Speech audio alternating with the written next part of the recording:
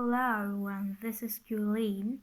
Today I'm gonna teach you guys about thermodynamics. And this is really a very interesting channel and very interesting chapter as well.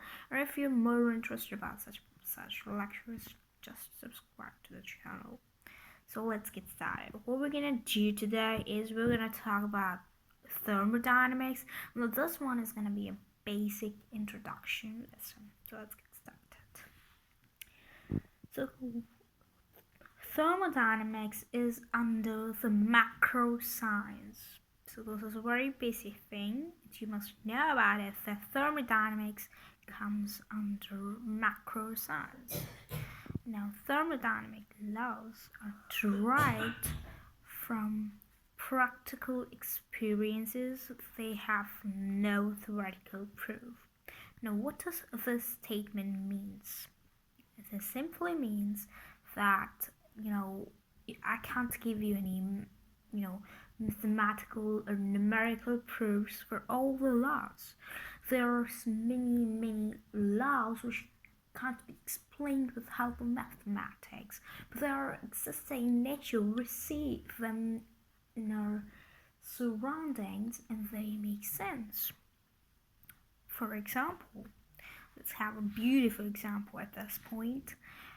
When you bath with hot water, you'll realize that after bathing you feel very cold, and when you bath with cold one, you feel the surroundings just like at room temperature. You don't feel that cold. That means there is something that changes the temperature. That has, I don't mean by change by temperature. I mean that there's some things there which just have manipulated manipulated the entire energy system of the water and air body. Okay, let's have another example of thermodynamics. Now, how do you decide of wearing clothes? We wear woolen clothes, you wear warm clothes in the winters, while you wear very soft cotton and very loose clothes during summers.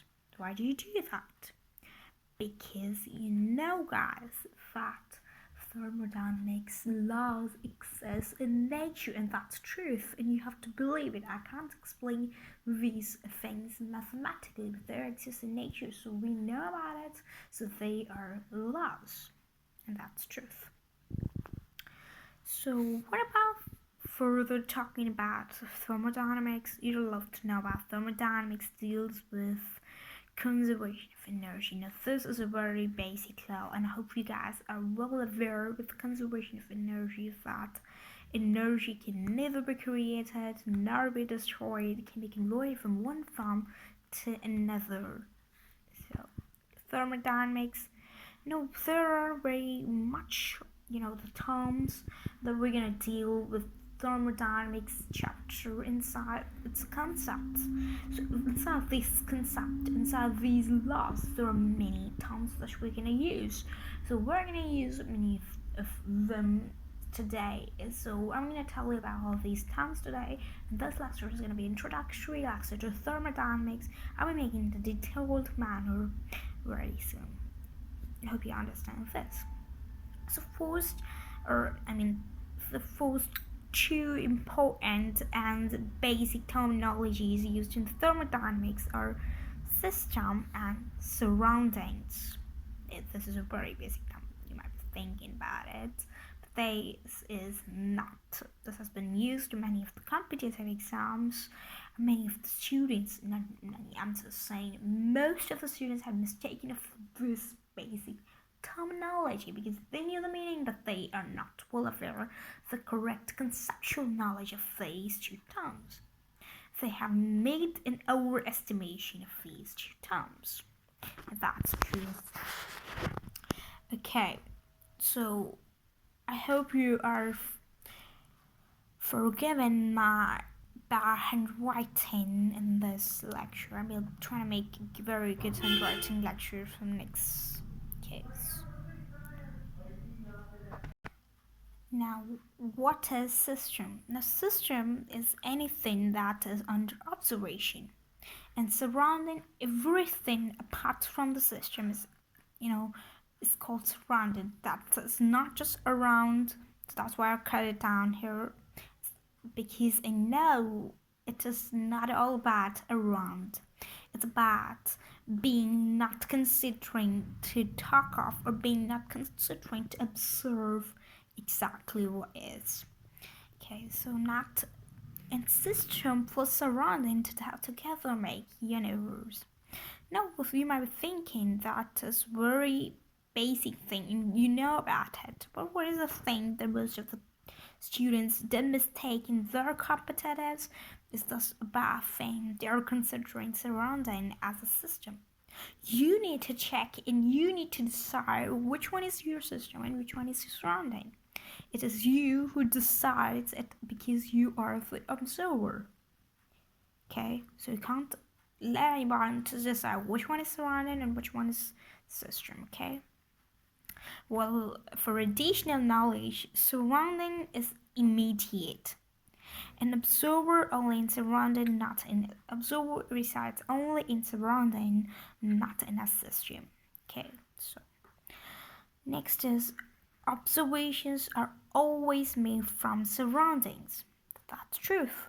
You were observer, were was the one who wanna talk about, who wanna analyze anything, and that's our system.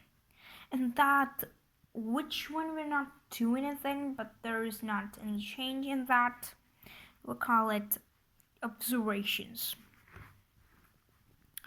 Okay, so system and surroundings. System and surroundings are differentiated by a boundary, or we call it a wall. Now, what is it? Let's talk about it. Okay, so system is separated. Oh, wait a moment. Let me just do it for you. Okay. So system is separated from surrounding by boundary or walls. I did tell you that. So wall. What is a wall? Wall is a boundary which just differentiates between system and a surrounding. So wall can be of two types: diathermic and or adiabatic. Diathermic or adiabatic. So as you can see, which is written here, I've written this in my native language. If you know Hindi, you can read it out, or you can understand what I've written. So the same thing I've written here in English, so that you all can understand the better one. Is thing here is that. So diathermic is which allows heat transfer between system and surrounding. Now, what is it? Let me take a container here.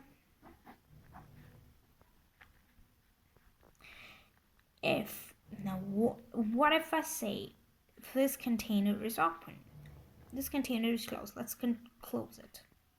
Now, in this container, what if I say that you've taken hot water, which is hot water, and it gets simply cooled down with room temperature as the time passes. Now, why is this so? Because the heat inside it, which is energy, it is not energy exactly. We'll talk about it a bit detail, but a bit later. So it's a form of energy which gets out of it. That's exchange of heat transfer. So which allows the heat transfer between system and surrounding. Now this wall is diathermic. But when it comes to adiabatic, it doesn't allow any heat transfer between system and surroundings. Now what's wall? The wall can also be classified further as movable and immovable. Now what is it? You might be thinking about walls of your house. It can move anywhere. You haven't seen a wall which is movable in your whole life. That's very true, isn't it? Okay, so what are movable walls? What wall can move? How is this possible? So we'll need to talk about it, how a wall can move or how a wall is fixed. Okay. So it is like wall. It is like stretchable wall and unstretchable wall. This is the thing I wanna say. What is it? Stretchable wall and unstretchable wall. If we take a rubber band, I think I'm having a rubber band here. Well, yeah, it's all there. No, it's not there. I think it's okay. So if you take a rubber band, now rubber band can be stretched easily. So the wall it can be is a stretchable wall or a movable wall, but when it's fixed like a container, it is immovable as well as unstretchable. Okay. Next is, let's talk more about system. So system can be classified as open system, closed system, isolated system. Now what's open system? System where there is just mass transfer. For example, I'm taking a container, here right over there, I'm taking a container. These are the gas or any particles inside it, and this one is open container. I can transfer, let's suppose these are the molecules of water inside this container. Let's suppose I'm just taking these molecules, I'm just taking some water from this container to some other container. I can do it. I can get out some water from this container to another one. That is, I can just transfer its mass to another one. So that is, I'll call this as an open system. But when it comes to closed system, what do you think about it? Yes, a system where there is no transfer of mass. Where there is no transfer of mass. If I put a lid on it, I cannot put water from this container to another one. So what about the isolated system? Now this is very simple. A system which is not disturbed, and is the word isolated suggests not to be disturbed, and which one lives alone. Okay, so there is no mass transfer in such system as well. So what about heat transfer? We'll just talk about the mass transfer and heat transfer in the particular part of thermodynamics. Okay, so in the open system, there is no energy transfer. If you put hot water, there is energy transfer. I beg you my pardon, guys. So I was thinking about something else. Sorry. Okay, so let's take this as a container where I'm putting my hot water. I'm putting my hot water inside this container. And what about if I say that if you put the hot water on your table and after 10 minutes you came back and check out, it's no more hot, it's of room temperature. Of course, that's truth. That it becomes like this way because there is energy transfer. Energy is transferred from this part to another one, and that's truth. So but what about the closed system? I put a lid on it. No more than 20 minutes. I'm not talking about 10 minutes again. I'll take 20 minutes. 20 minutes. After 20 minutes, you will realize the water really gets cooled down. It really gets cooled down. So that's what happens. But what about isolated system? No, there is no mass change, no mass transfer. But when it comes to energy transfer, again, there is nothing. There is no energy transfer in isolated system. It is isolated by every other force or every other things in the surroundings. It's all about the system. Okay. It is undisturbed system. You can also call it this. Okay.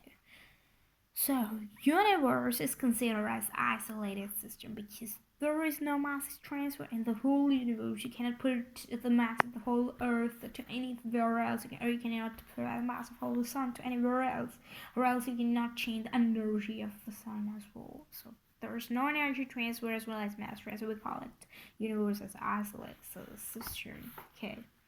So what is zeroth law of thermodynamics?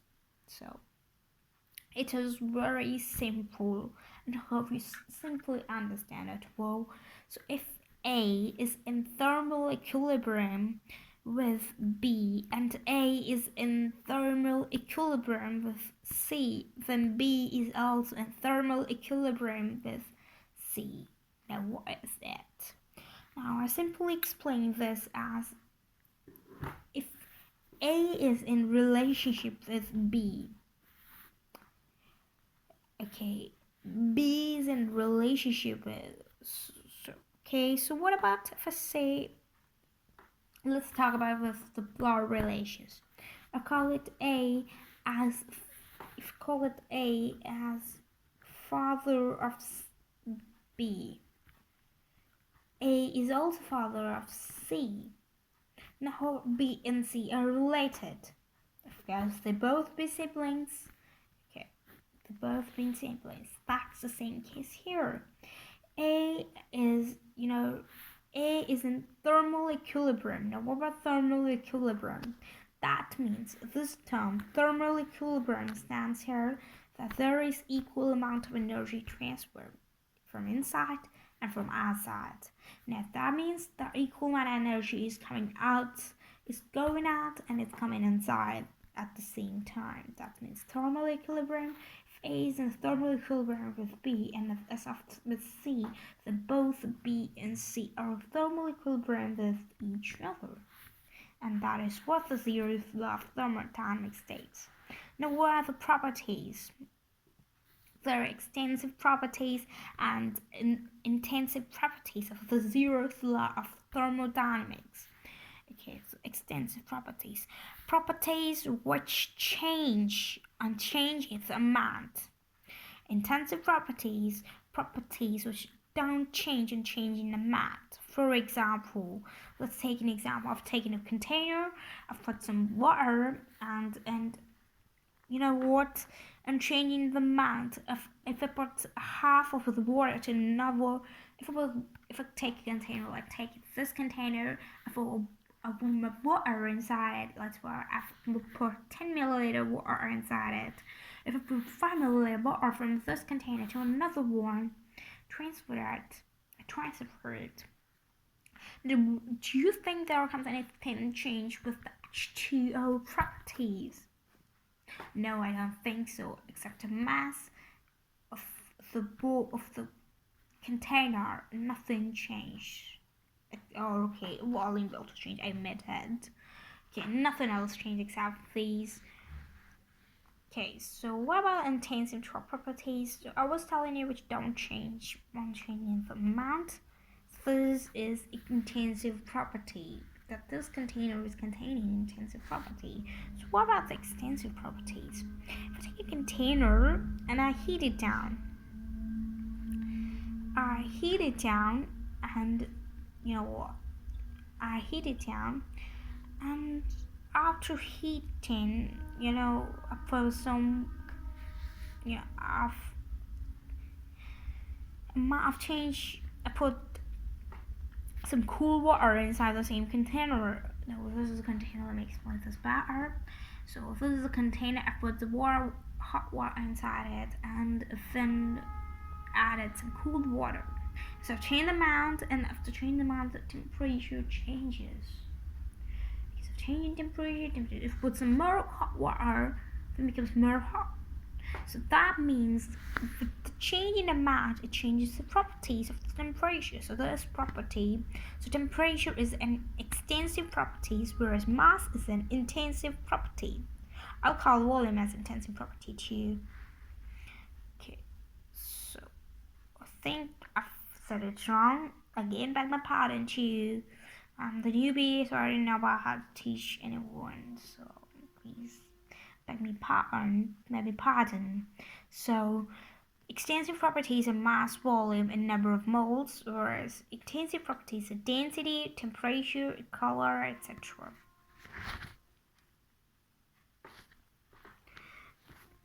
So, extensive properties and intensive properties. All extensive properties are additive. Now, what is this? So, extensive properties such as mass. Now, mass can be added. If I put 10 milliliter water in this container, if I put 10 more milliliter water in this container, it becomes 20 milliliter water. Because 10 milliliter plus 10 milliliter gets 20 milliliter. So, this means all extensive properties are additive. But intensive properties are non-additive. Yes, you've heard right. Intensive properties are non-additive. They can't be added. We can't add density. We can't add density. Why? Because we know it doesn't change with change of format. It remains same throughout the whole process, throughout the whole container. It doesn't change. That's truth. Okay, so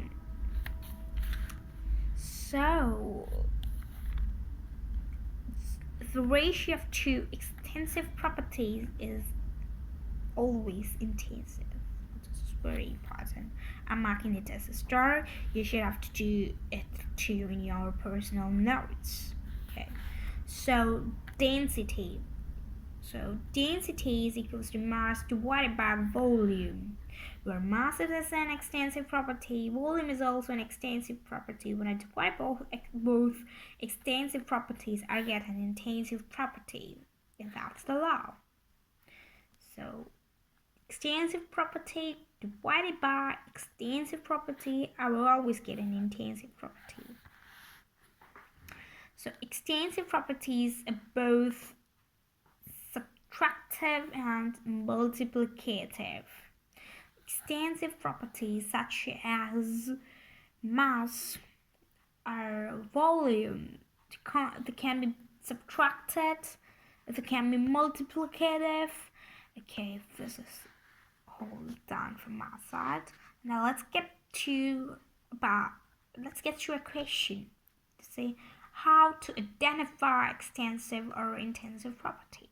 How can you identify whether this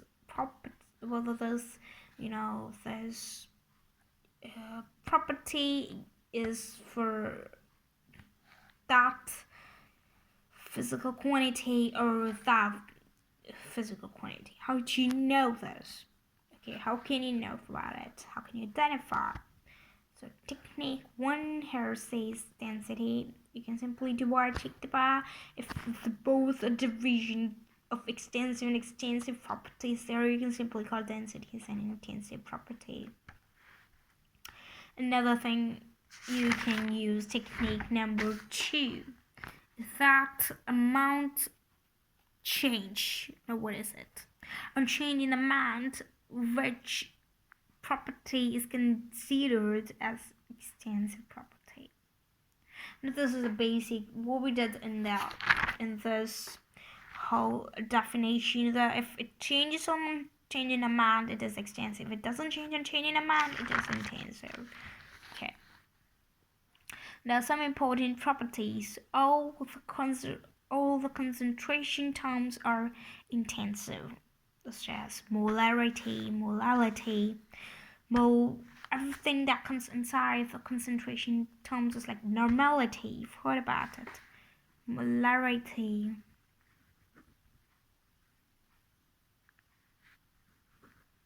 Normality, etc. Next is all the equilibrium terms are intensive.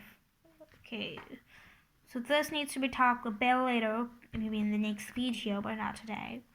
Okay, well, the temperature of the substance are intensive. All the energy terms are intensive, just like kinetic energy, internal energy, any energy that comes with this concept is termed as intensive property.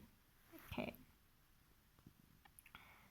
So any intensive property with prefix molar or specify or per mole is intensive property.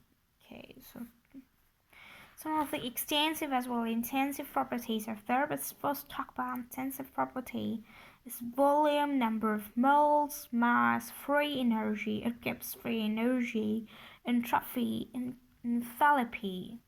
Intensive properties are molar volume, surface tension, density, refractive index, viscosity, free energy per mole. Now you see here is per mole, and here there is no per mole. That means when you get the per mole, you get the intensive. When you don't get the per mole, you don't get the intensive property. You just get the extensive property of the physical quantity. So a note here for you is work and heat are neither extensive nor intensive. They are free from both the properties of being extensive as well as intensive. Okay, state of the system. PV is equals to nRT describes the state of system of a gas. This is PV is equals to nRT is the ideal gas equation. You might have studied this in the state of matter. Okay. So let's get to function. Thermodynamics function. There are two thermodynamic functions of there, which are state function and path function. What are they? Let's talk about them. So path function are property changes. Path functions are, which at different paths, at the different point, they have different values. But state function are those which have specific values and same value for all the parts, which are always most of the time given in the question. Okay, so now how to identify state or path functions. This one is another question here, is how to identify state or path function. So all the terms having energy or state functions is like internal energy, enthalpy, entropy, Gibbs free energy, or or just the state function. And only heat, work, etc. are considered as path functions. Sorry, are considered as state functions, except them everything is are path functions. So these are path functions. I'll write it wrong, I think that's why I'm calling it wrong. Path functions. Okay. So in chemistry, we only have three path functions: work, heat capacity. Okay. Okay, now you know what work is, like Fx cos theta. So you have to study about it in physics, and if you not, tell me in the comments and I'll tell you about it as well.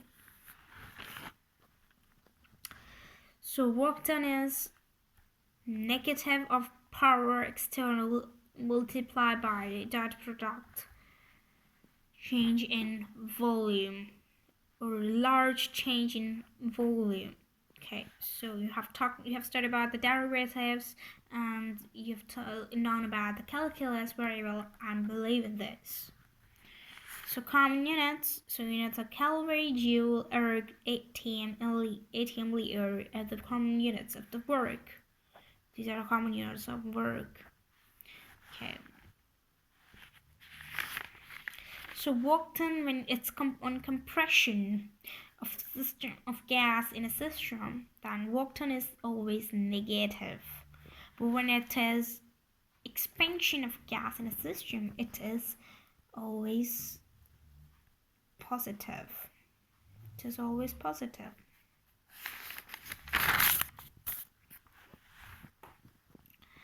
Okay, now next thing is boundary phenomena. Boundary phenomena. Work is a boundary phenomena. This is a very important statement for you. So boundary phenomena. Let's take a container here. It has the molecules.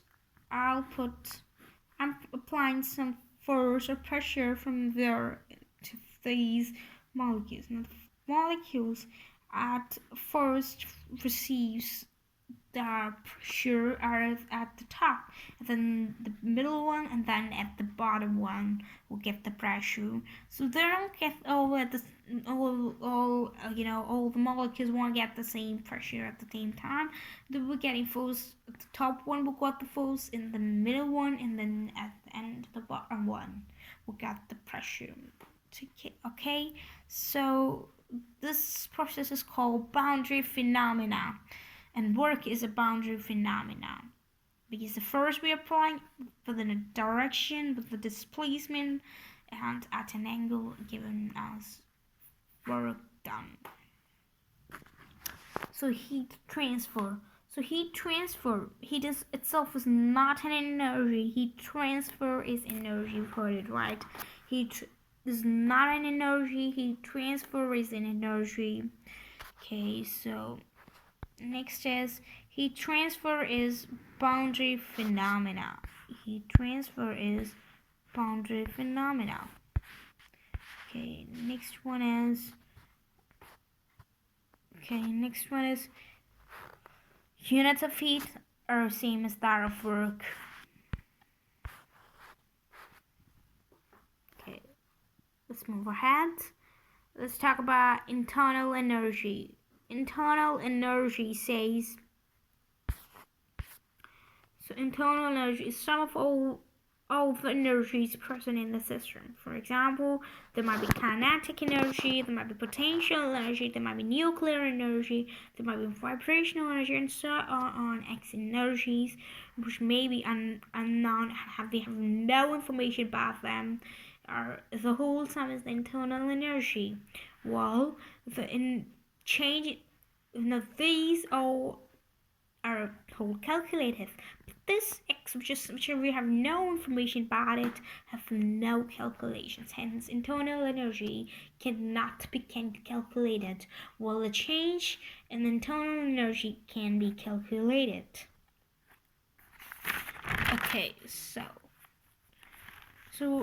in the chapter of thermodynamics, we're just gonna talk about the internal energy of ideal gases, nothing like it. We're not gonna talk about all of internal energies. We're gonna talk about just ideal gas. So ideal gas has internal energy as 3/2 nRT. So internal energy of a gas can be calculated. Basically, if ideal gas can be calculated, and if it's calculated, change also calculated. Or if there is no change in internal energy, that means the temperature remains constant throughout the whole system, the whole process, then if the internal energy of the ideal gas remains constant, which means zero, which means its change gets zero. If the change is zero, that doesn't mean the whole internal energy gets zero. It is not zero. Its change is zero. It is whole a constant quantity. I hope you get very good things, and hope you enjoy the session. Have learned very much from this session, and you are learning more better in the future with this channel. I believe this. So thank you for watching. Hit the like button and do subscribe to the channel.